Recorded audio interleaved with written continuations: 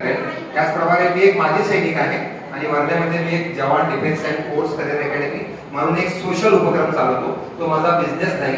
आपल्या परिवारातल्या कोणत्या पण मुला मुलीला जर डिफेन्सला, पॅरामिलिटरीला, पोलिसला जायचं असेल, त्यांच्या घरची जर आर्थिक परिस्थिती नसली तरी माझ्या प्रशिक्षण केंद्राचे दरवाजे त्याच्यासाठी नेहमी उपलब्ध आहे. त्याचप्रमाणे मी एका Venkateshwara cooperative power and agro processing संस्थेमध्ये पण काम करतो. त्या संस्थेमार्फत 6 महिन्याचं निशुल्क मिलिटरीचं ट्रेनिंग नाशिकला उपलब्ध आहे. निवासी जेवण निशुल्क, राहणं निशुल्क, रिटर्न निशुल्क, फिजिकलचं ट्रेनिंग निशुल्क. आपल्या भारतातल्या कोणत्या पण मुला मुलीला ज्याचं 10वी पास आहे, 18 वय आहे, त्याला हे प्रशिक्षण उपलब्ध आहे.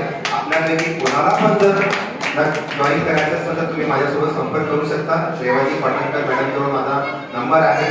त्याचप्रमाणे आज एका माजी सैनिकाला आपण जो मान सन्मान दिला तो फक्त माझा सन्मान नसून भारत पाकिस्तान, भारत बांगलादेश बॉर्डरवर जे माझे सैनिक बांधव ड्युटी करत आहे त्या सर्वांचा सन्मान आहे असं मला वाटतं. बोलायसाठी तर मी बोलायला जर गेलो तर रात्र कमी पडेल, पण तुमची मी धीर काही पाहत नाही आणि इथेच माझे 1-2 लाईन बोलतो आणि माझे शब्द संपवतो.